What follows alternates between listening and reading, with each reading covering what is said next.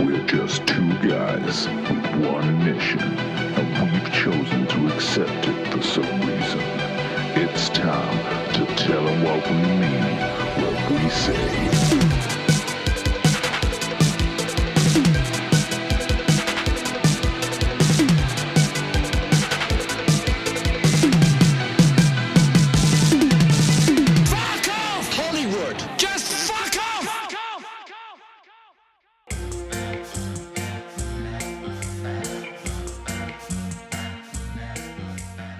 Hooray! Hello. Hi. Hey, so... We watched a good film. Yeah, we just watched Evil Dead. Amazing.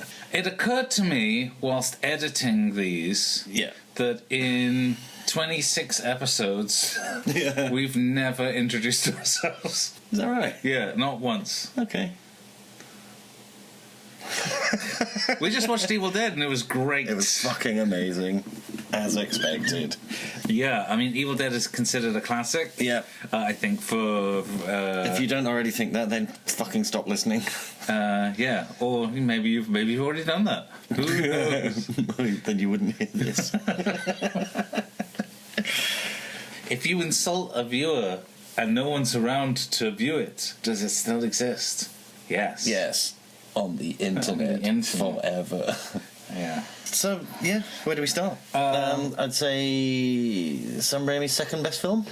Oh, that's curious. What would you say is his first best movie? Evil Dead 2. But in many ways, this one's better. I think it's the tone's way more serious. There isn't as much. Whilst I love it, there's not as much kind of Jim Carrey rubber face buffoonery from Bruce Campbell. Yeah.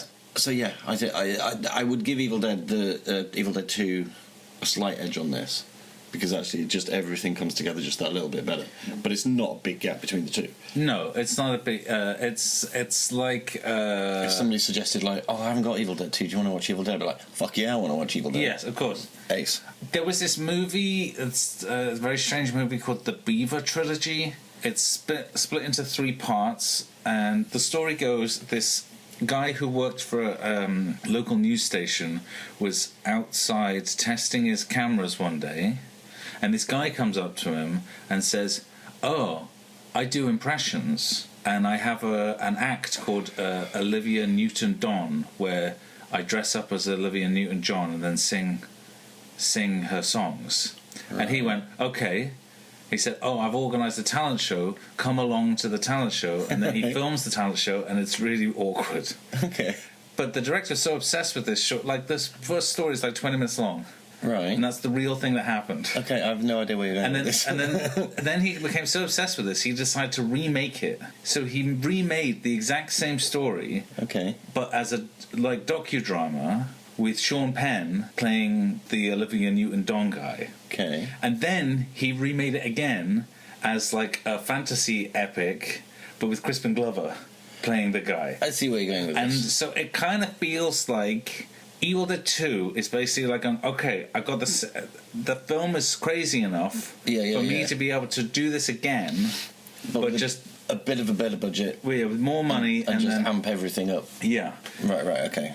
And that's what I'm saying. Beaver Trilogy, Evil Dead series, there's no difference except Crispin Glover isn't in the third part. No. And I would assume Evil Dead better. Well, that's just like your opinion, man. Well, that's why I'm here. Anyway, to give my opinion. So, for those who haven't seen it, it's a What's classic. wrong with you? It's a classic. Stop this right now and go and watch it. What the fuck is wrong with you? I don't think we should spoil anything if you haven't seen it, but you probably know it because this has been ripped off. It's and a fucking classic. remade. As well. Yeah, it's some kids go to the woods to neck. Presumably, yeah, just weekend away, and then they find this ancient book, and which isn't referred to. I noticed is not referred to as the Necronomicon. No, in this. Book of the Dead. This referred to. Yeah, they find a tape recorder of some guy reading from the Book of the Dead, and it unleashes all this evil in the woods, and then shit go cray. Cray. And that's all I'm going to say in terms of plot, because it's great and you should see this movie if you haven't already. And if you have seen it already, I don't even know why you'd be listening to this either. Yeah, you already know what we're talking Yeah, about. I don't like. Do you agree? And we're not going to rip on it. Smash my like button. Actually, smash it. Smash my like button. Smash it. I might say some negatives when we get to the scoring. Oh yeah, and it's not perfect. It's not perfect, no. But it's incredible to see It's just so good. How It's much just so talent is good. there. Yeah. For how little money they had. Given that this is first film for everybody involved. Yeah. There is so much fucking talent on display. It's cinematography wise, fucking editing, production value. Yeah, they do a lot with very little. Nearly all of the effects. Nearly all the effects, yeah. Yeah, and it's But just, the thing it's just out of the box. It's nothing was like this at that point. And they say, even when the people talk about Evil Dead 2, it's it's just a remake of I kind of feel like you need to have seen the first one in order to fully appreciate Evil Dead 2. Yeah, because 2 just jumps straight in. Yeah. There's no backstory to it. It's just jump straight in, assuming that you've seen one. It's just all right, well, you kind of know what's going on. Blah! Yeah, well, I think that's why I like Evil Dead 2, is because it's got fucking straight in. No, because it's okay, for those who have seen the first one, they go, wait a minute, this is the same movie. And you either like that or you don't. But why would you be watching 2 before 1? I don't understand people who do that. It's like if you watch Crank 2 instead of watching Crank 1 first. I've never seen Crank 1. What? I never saw the first Crank movie. What? I only saw Crank 2. I hate you. I only saw Crank 2 because someone said to me, hey, Crank 2 is mental. And so I went, okay, We might not be doing the next film now. We might be watching Crank. For God's sake, how have you not seen Crank 1? It's just as good. Because I've seen Crank 2, and so I know... No. Oh, no. It's not an Evil Dead situation where it's the same film. I mean, it kind of is, but it's not. But I understood what was going on. I didn't need to see the first one. So what else can we say? Without spoiling things, apparently. I guess it doesn't matter about spoiling things, does it? No.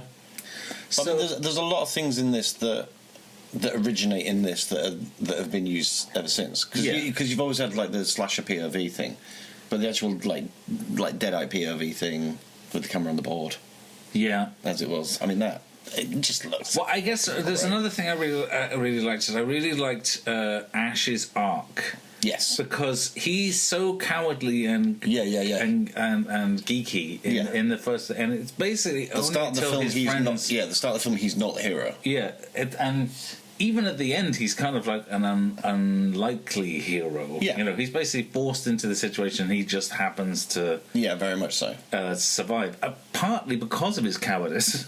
Yeah, and I guess this is something that they explored in the later movies. Although the other guy dies because of his cowardice. He's like, screw you lot, I'm fucking going. No, but I might argue that that was his bravery. He was like, oh, I'm going to brave the woods. No, he was just like, I don't care about you lot anymore, I'm leaving. That's cowardice, that's not bravery. He doesn't mention that he's going to get help, he just mentions that he's going. And then legs into the... Yeah, well, he doesn't last very long anyway. Spoiler. Well, it doesn't matter, there's that fucking someone's... Fucking motorcycles. Cool. Production value. Yeah, now it sounds like we're doing this live from the MotoGP. So I guess we should talk about the remake. Okay. Or the reboot. I don't know what it was. Yeah. Was it a soft reboot? It was like... I would probably still put it down as a remake. I mean, there's enough change. Even the fourth one, it could easily be a fourth movie. Yeah, technically. Because... Is it the same cabin? I don't remember. Yeah. I mean, it's the same. It's the exact same plot, but then so is the second one. So yeah, it's just another Evil Dead movie. So weirdly, the anomaly in this is Army of Darkness. Yeah. Because actually, in that one, it is a complete anomaly. Because actually, yes, he's got the Deadites and stuff, but Ash's character has completely changed in that. I mean, he's closer to the character that he was in Ash vs. Evil Dead. Yes, very much so. And I think that's basically the arc of Ash Williams. Of like, this is it just goes further down this rabbit hole of like going, he's an asshole. He's an asshole. But eventually he turns out to be a hero. And then he's a reluctant hero. I think that's the yeah, because I mean he's still a reluctant hero in Ash vs. Evil Dead. But he's also got this like strong innate cowardice. Yeah. That his cowardice takes control until it's a point where like, okay, now I have to. Yeah, it's like, I don't want to do it. I don't want to do it. All right, fine, I'll do it. That's kind of how he is in. Yeah, but that's not how he comes across in this one. No, he's just like, I don't want to do it. I don't want to do it. Oh, I've done it. And actually, I think like from this one through Evil Dead 2 through Army of Darkness, it's actually pretty consistent. Like a change. Yes. Yeah. But he's still I would agree with kind that, of. I think he's sort of definitely like battle scarred as he gets older, and like a little bit more cynical. Yes. I think that's the word. Yeah. Yeah, it's like the evolution of the character kind of works throughout the movies and the TV show. Yeah. Though I didn't finish the TV show. I don't know if you did. Don't believe I did. I think I finished the second season, and then there's a third, but I don't think I I watched the third one. I don't even know there was a third one. And then they cancelled it, despite people quite liking it. Yeah. I mean, it was a good show. I will get around to the third season eventually. Yeah. I see him. Likewise. I didn't even know there was one, so maybe it's something I'll do this week. Okay, the remake. Yeah, we were talking about the remake. So I was pretty much on board with the remake. Okay. Up until they killed the dog. Okay. And then I was like, I don't understand why they killed the dog. Now I'm upset. Yeah, I mean, I'm not gonna lie, I don't remember it that much. I have seen it. I mean, and I remember that the heroin withdrawal plot is dropped very quickly, which is their reason for going to the cabin in the first place, is it not? Yeah, to like dry their friend out, and then that just disappears, and she seems fine. It's more that it's a layer in there to make the characters think that it might not be anything supernatural. Oh, okay. It might be like, I think the getting clean plot is not so bad. Mm-hmm. I appreciated how incredibly violent it was, because it was way more violent than any of the other Evil Dead movies. Well, it's taken a lot more seriously. Like, if I remember rightly, they've taken a lot of the humour elements. Yeah, it's just a straight horror film. Yeah, it's like a kind of. Whereas this is the closest we get to a straight horror film within the original Evil Dead lot. But I think having the comedic elements, especially towards the start, helps it when it gets batshit. Yeah. Then it really contrasts, there's a much bigger contrast between the like you go, oh, wasn't this really stupid a moment ago? Oh my god, what's going on? Yeah, and it just adds to the whole kind of like, this movie's fucking crazy. Yeah, I mean, this is another thing you pointed out, like the camera angles are big as reality starts falling apart. More and more Dutchy, more and more like real close-ups on the faces and stuff like that. It's just, I mean, fucking Raimi, as a first movie, just knocks it fucking clear out of the park. Yeah. It's amazing. He's good team and good. I think it's good everything, and I think I'm glad he had a full career. Yeah, I mean, he's made some turds along the way, but what would you consider his tweets? Spider-Man 3, Spider-Man 1. I remember you quite liking Spider-Man 1. Maybe at the time. Right. Rewatching it now, you look back and the Green Goblin's fucking ridiculous all the way through it. I don't know, it just looks... in the post kind of Marvel age especially, you look back and it just looks hokey as shit. I mean, two still works, but that's more because the characters are a lot better, and like Alfred Molina's just fucking brilliant. They developed everything really, really well in the second one, and then just shit the bed with the third one. Well, you know me, I don't really like any of these superhero movies. It's not that I like actively dislike them. It's just that I don't think they're made for me, and they're always perfectly fine. The ones I saw, I saw the first Avengers movie, and I went, that's perfectly fine. Okay. I saw all the Iron Man movies, and I went, they're perfectly fine. Second one's not. Yeah, but it's fine. I mean, this is the thing. I don't think any of them are good. I don't think you haven't seen Ragnarok though, have you? No. You definitely should watch it.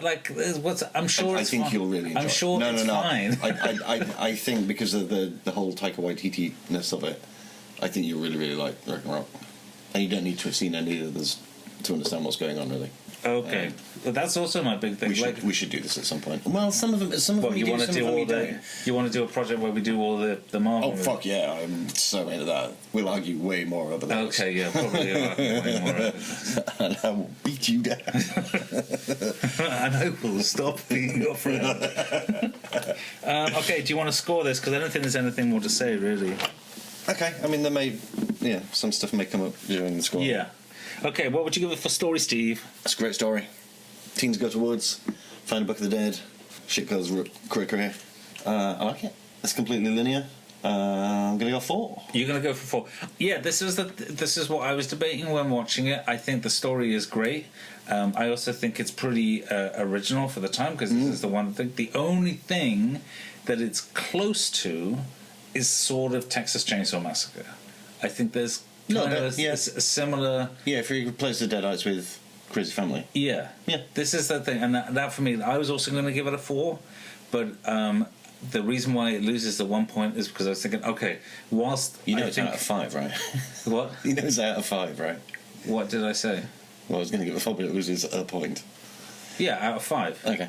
Oh, what? So you are giving it a 4? I am giving it a 4. Right. Oh, I see. I am giving it a 4. Yeah, right. And the reason why I wouldn't give it a 5 is because of Texas Chainsaw Massacre. Okay. Because as the only example I can think of before this, maybe, I don't know how common a cliche it was, because I don't know anything about movies or music or cars or life or sports or how to dress well or fashionable hair or what's another hobby that people have? Sex. Yeah, I don't know anything about that. I don't know anything about anything except how to go on long, annoying monologues. Clearly you know a lot about that. Yeah, I'm an expert. I've got a PhD. And PhD stands for pretty. Fucking hell.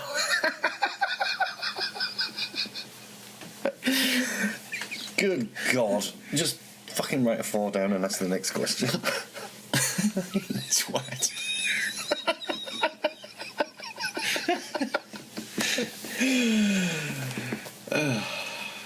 What would you give it for gore, Steve? I'm gonna go 4, and I'll tell you why. Why is that? Because the stop motion at the end looks fucking shit. Yeah. The rest of it though looks fucking phenomenal. Like the gunshots to the face. Yeah, I think there's like really great effects in it. The blood looks good. It looks dark and it looks thick, which is 2 things, one of which most films don't get right. As a professional who works with blood quite a lot, I can tell you the blood work in this. Steve's a vampire. I am. The blood looks fucking great in this. The actual, like, the Deadites' faces look great. The one in the fucking... I mean, apart from the one getting smashed in the face. Weird... Apart from... Every now and again, there's a couple of shots where it just looks a bit gash.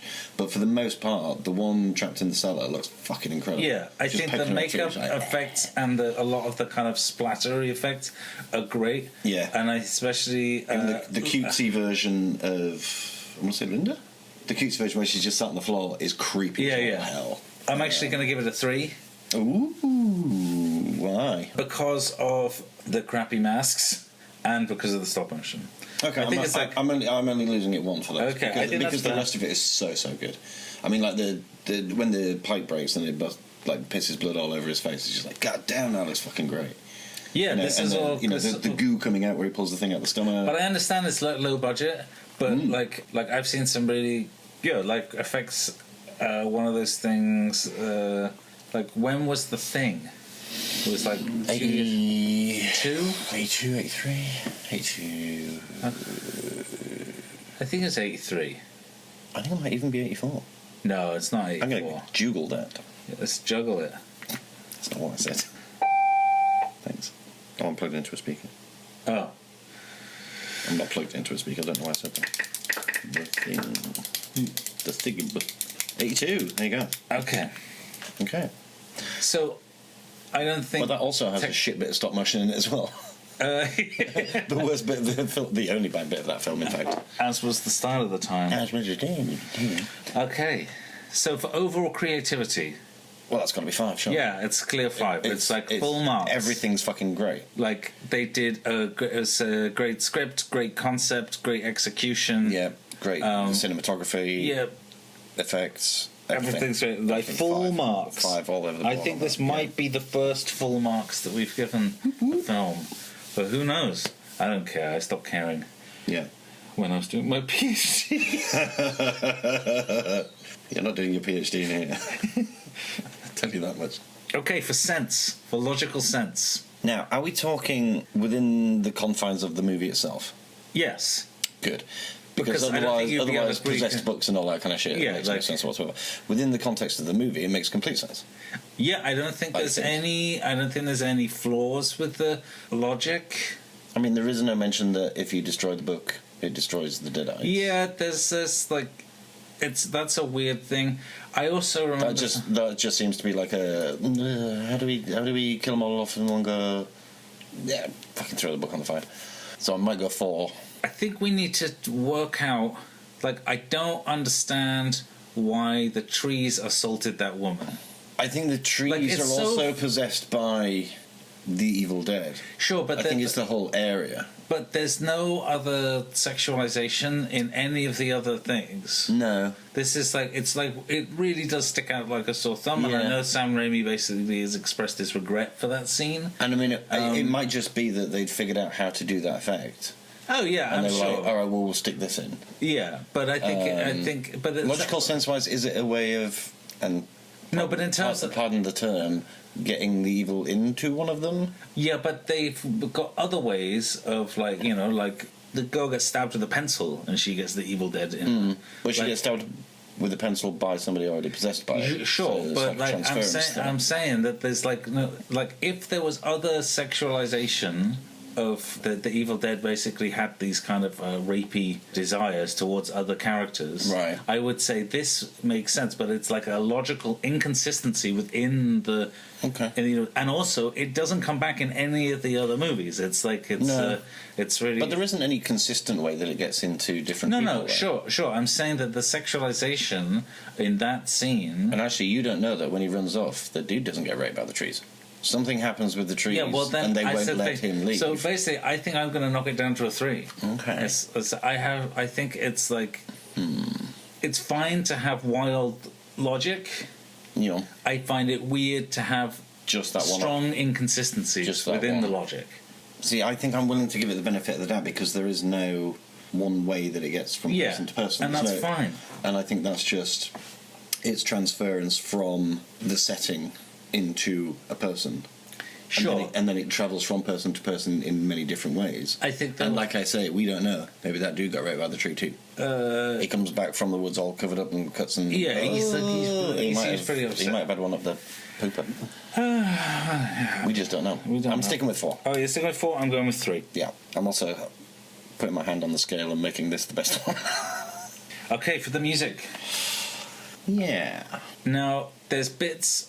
I kind of like this, like orchestral and like fake brass synth sound. Every now and It's again, just- it's real kind of in your face, though.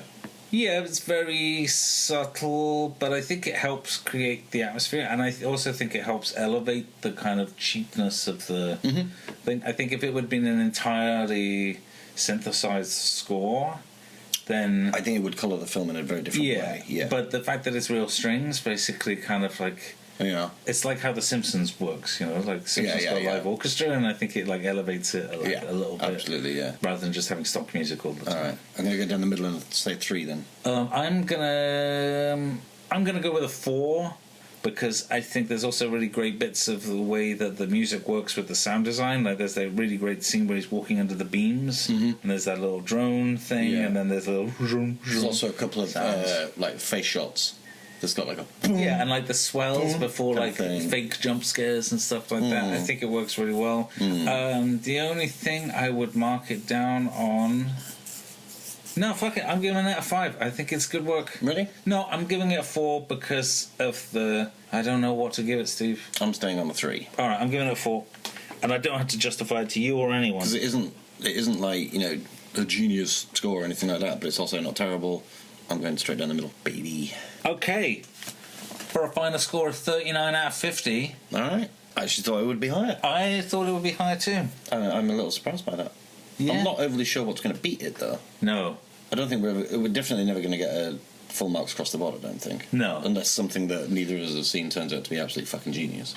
No, I don't know. But even looking at the list, I think this is probably my favourite film on the list. I just wish we kept better notes so we could compare everything. Well, one of us is going to have to make notes when they're editing, aren't they? That means me. Yes, it does. I'm not putting any effort into this. Go fuck yourself. But no, I think 39.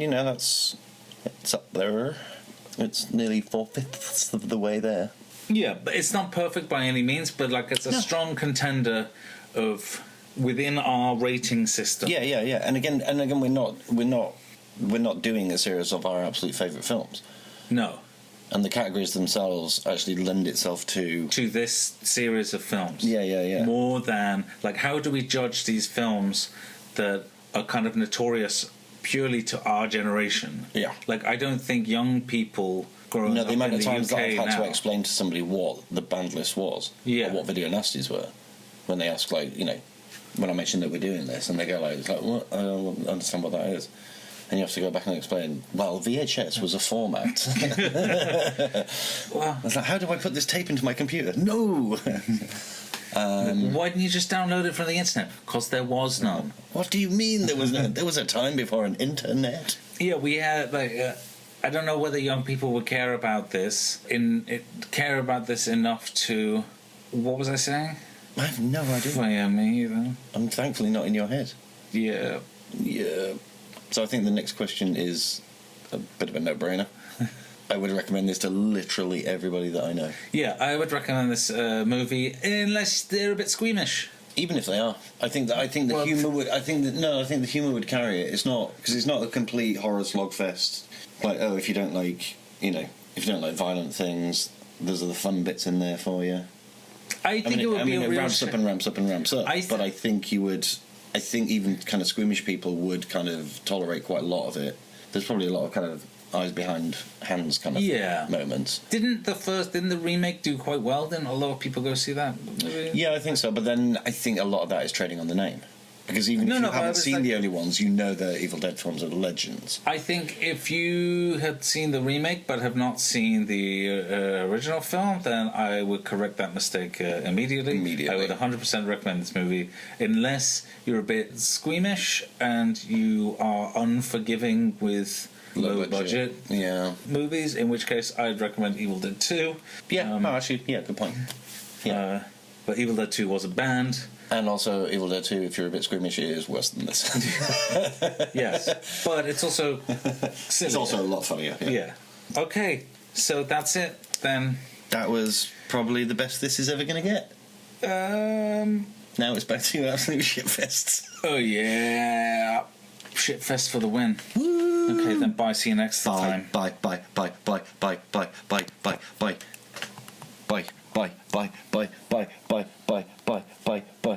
Turn it off to bye. Fucking hurry up. Bye. Absolutely no way. Bye.